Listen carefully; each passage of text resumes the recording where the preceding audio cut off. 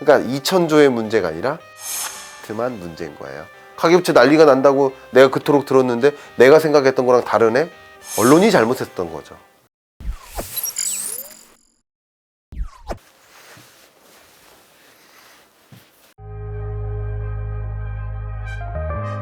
많이들 생각하시는 그 부채 위기는 마치 2천조에 달하는 우리나라 가계부채가 무너질 것처럼 이렇게 상상을 하시고, 많은 언론이나 뭐 유튜브 썸네일 같은 경우도 뭐 2천조 가계부채가 이렇게 폭탄이 터지는 것처럼 뭐 이렇게 연출을 많이들 하시는데, 2천조가 터지지 않습니다. 생각해 보세요. 저도 빚이 많아요. 아마 우리 PD님이나 작가님보다 빚의 규모가 비교가 안 될 만큼 많을걸요? 터질까요? 부채 규모가 문제가 아니에요. 2천조가 터지는 게 아니라는 거죠. 그럼 뭐가 터지는가? 그걸 진단해야 될 텐데, 사실 갚을 수 있는 부채라면 문제가 되지 않아요. 적정한 소득을 영위하는 근로소득자가 적정한 수준의 빚에 의존하고 있다면 문제가 되지 않아요. 물론 이자 상환 부담은 가중되죠.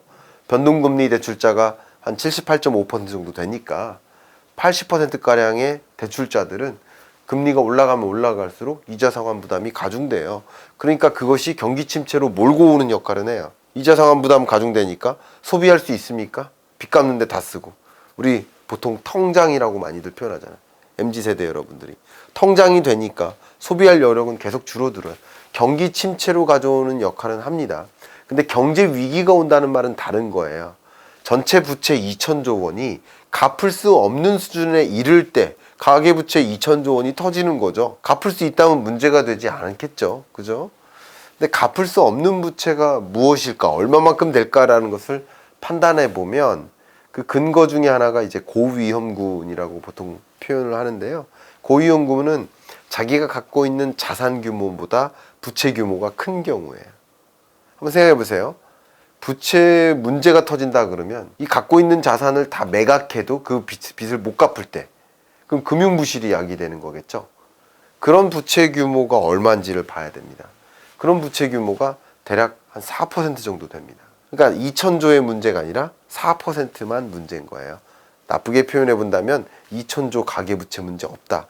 물론 여기서 이렇게 말씀을 드리면 여러분들이 기존에 생각했던 것, 기존에 여러분들이 여러 언론이나 방송을 통해서 접했던 그 상식하고 다르다라고 생각을 하기 때문에 이 갈등, 컨플릭트가 발생해서 악플 다실 수도 있어요. 아, 뭐 저 사람 전문가야? 가계부채 문제 없다고? 가계부채 난리가 난다고 내가 그토록 들었는데 내가 생각했던 거랑 다르네? 언론이 잘못했던 거죠. 2천조가 터지지 않습니다. 터지는 부채의 규모를 우리는 취약차주라고 합니다. 취약차주.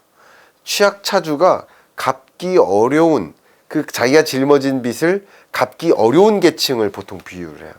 보통 취약차주는요, 빚의 규모가 작아요. 고소득층은 빚의 규모가 많아요. 우리나라 전체 2천만 가구의 평균 그 빚의 규모, 가계부채 규모가 한 가구당 9,100만 원 정도가 조금 넘습니다. 근데 고소득층일수록 2억에 가깝고요.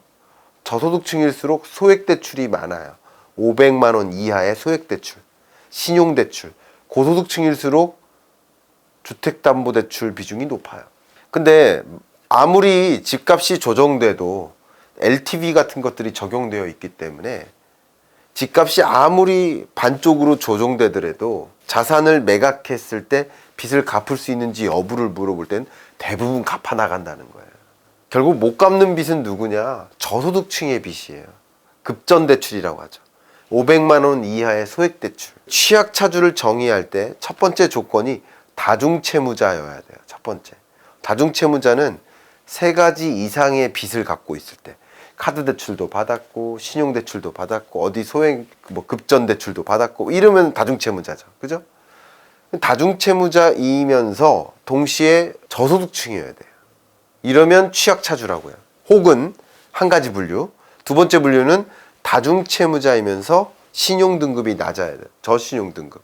이들이 짊어진 빚의 규모는 그렇게 크지 않습니다. 100조 원이 안 됩니다. 실제 전체 부채에서 취약차주가 차지하는 그 비중이 5% 정도가 안 됩니다. 제가 드리는 이야기는 부채 문제가 발생할 수 있어요.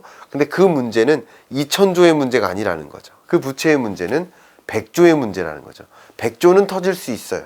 이렇게 금리가 올라가는 과정에서 도저히 빚을 못 갚는다. 그럼 100조 원만큼의 금융부실이 연결될 수 있고 그게 경기 침체로 몰고 오는 하나의 사인 중에 하나일 텐데 그게 경제 위기가 되는 것은 아니다라는 것을 좀 강조해서 설명드리고 싶네요. 우리나라가 워낙 뭐 대외 의존적이다라는 말에 동감하고 계시듯이 대외 의존적이기 때문에 우리나라의 주요 수출 파트너국들 이들이 어려우면 우리 경제 당연히 어렵습니다. 22년 한 해 우리 경제가 유독 어려웠었던 것, G20 국가 중에 각 국가의 그 국가를 상징하는 주가 지표가 있죠. 우리나라는 그게 코스피죠. 근데 그 주가 지표의 등락률을 계산했더니 우리나라가 G20개 국가 중에 19등이에요. 그러면 20등이 누구냐? 그게 러시아예요. 러시아는 전쟁 국가잖아요. 그 G20 국가 중에 우리나라의 주가가 가장 많이 조정된 것이다. 전쟁국에 해당하는 이 나라를 제외하면 코스피가 가장 많이 빠진 것이다. 근데 이렇게 경기가 안 좋을 때 유독 우리나라가 더 이렇게 흔들리는 이유는 그만큼 대외 의존도가 높다라고 볼 수 있는 것이고 2022년 안에 특히 수출이 안 좋았는데 그만큼 중국의 대봉쇄에 따른 영향을 많이 받았던 거예요. 우리나라 수출의 대략 한 25%가량이 중국으로 가고 또 미국으로 약 15%가량이 갑니다. 그럼 미국과 중국을 합하면 우리나라 수출의 40%가 가는 거예요. 그 다음이 주로 이제 베트남이라든가 홍콩, 일본 이런 순서예요. 결국 우리나라의 주력 수출 대상국들이 경기가 안 좋거나 뭐 대봉쇄와 같은 이런 일이 발생하거나 여러 가지 문제, 외환 위기에 처하거나 이런 요인들이 등장하게 되면 우리나라 수출도 같이 안 좋아지는 거죠. 그런 영향을 또 집중적으로 받기 때문에 우리 경제가 뭐 일본 경제가 안 좋을 때 우리 경제가 좋을 수 있다라고 얘기하는 근거는 좀 미약하죠. 근데 일본 경제는 그동안에 계속 안 좋았잖아요. 계속 안 좋다가 23년에 본격적으로 안 좋아지는 것인데 근데 그 안 좋아지는 양상은 일본만이 아니라 세계 모든 국가들이다. 거의 대부분의 국가들이 23년 경제 22년보다 더 안 좋아진다. 이렇게 볼 수 있고요.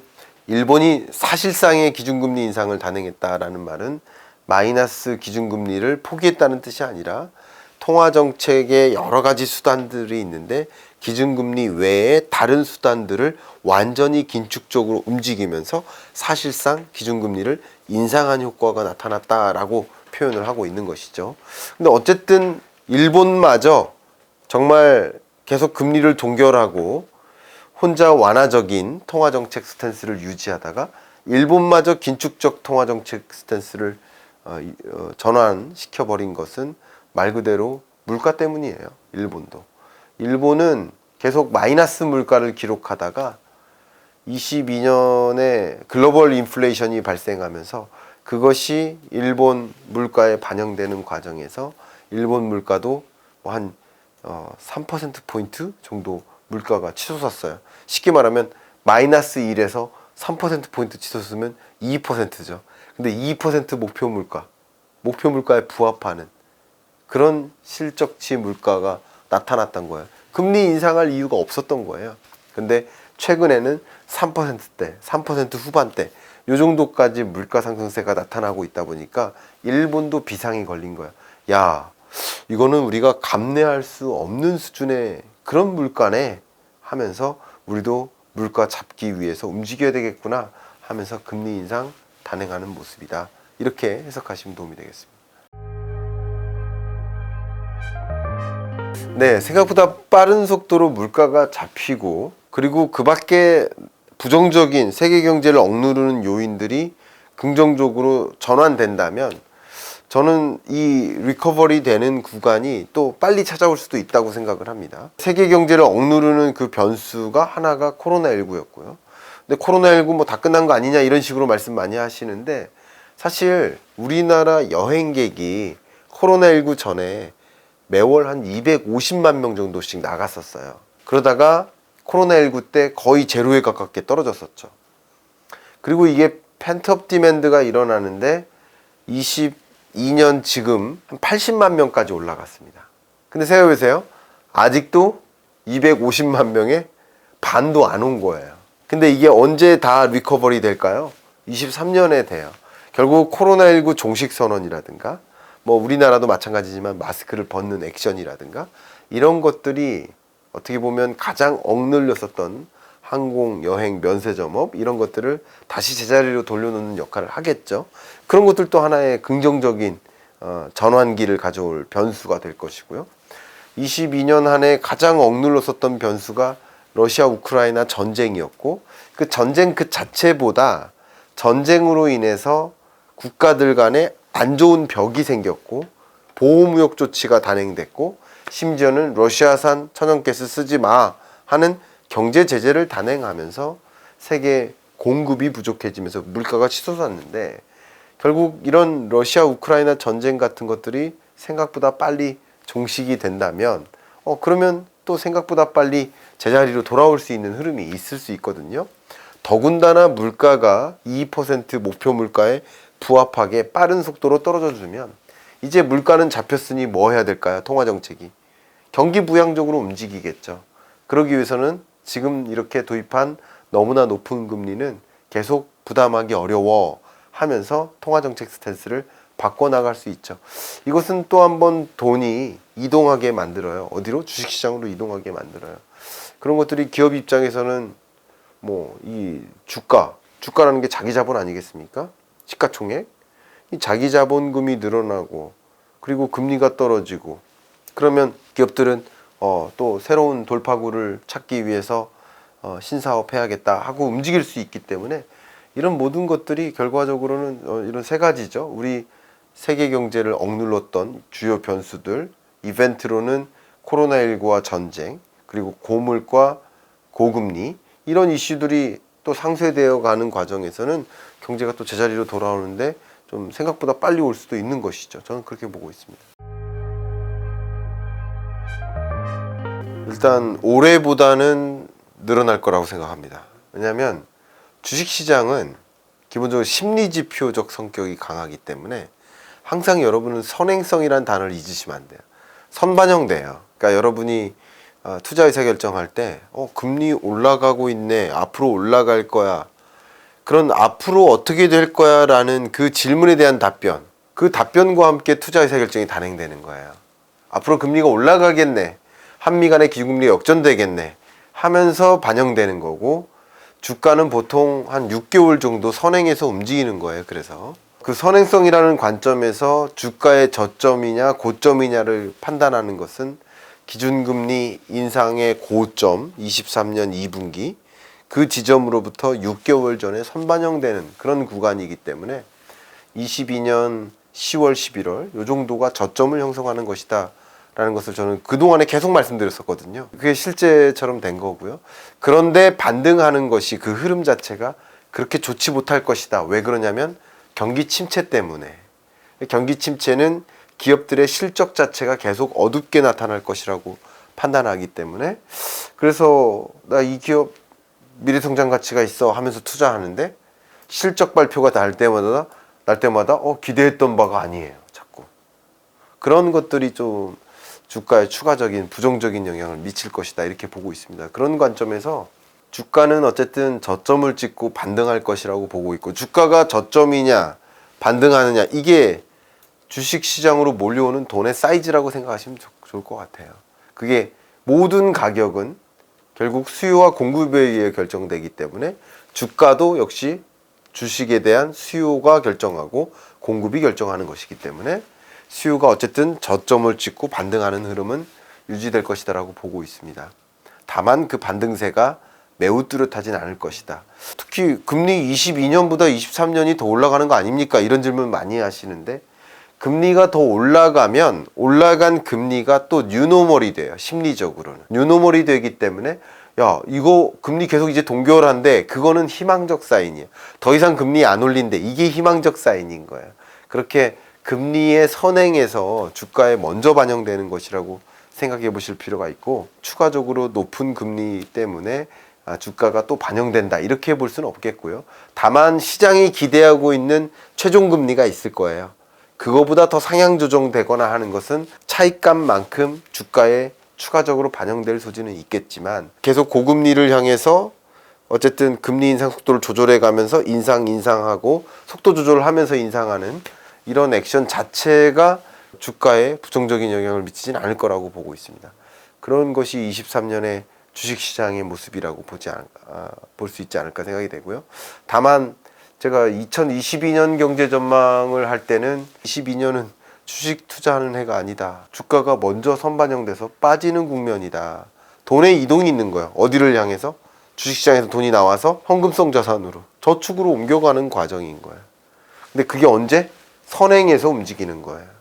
그러면 역시 저축에서 주식시장으로 몰리는 것은 선행해서 움직일 거라고 본다면, 이제 22년 2분기까지 금리 인상 속도를 조절하면서 인상하는 그 액션은 이미 다 반영된 것이다 라고 볼 수 있고, 그러면 금리 동결에 가까울수록 또 주식시장으로 돈이 몰릴 수 있습니다. 다만 뉴노멀이긴 하지만 금리의 레벨 자체가 높기 때문에, 쉽게 말하면 이것은 저축 투자의 수익성인 거예요. 금리는 돈을 저축으로 갖고 있을까 주식으로 갖고 있을까, 어떤 형태로 돈을 갖고 있을까의 문제잖아요. 근데 22년 경제랑 23년하고는 다른 것은 금리 레벨 자체가 다른 거예요. 그러니까 높아진 금리 속에서 내가 굳이 주식시장으로 돈을 옮겨 넣을까 하는 생각을 갖고 있는 사람들이 많아요. 아니, 저축만 해도 6% 수익을 볼 수 있는데 굳이 1, 2% 주식 투자해서 수익 벌 수 있을까 하는 걱정. 그리고 6%가 시중금리면 주식 투자했을 때 만약에 6%를 벌어요. 그러면 그제부터 똔똔인 거예요. 그제부터 0% 수익률인 거예요. 그러니까 이게 기회비용의 잣대가 되기 때문에 이 주식시장으로 적극적으로 돈을 유입하기 어려운 계층도 있습니다. 그렇기 때문에 20년, 21년만큼 주식시장으로 돈이 많이 대거 유입될 거라고 보진 않습니다만, 그래도 이 심리에 따라서 어느 정도는 유입이 된다. 그런 면에서 주가는 저점 찍고 반등하는 것이다. 그렇게 설명드리고 싶어요.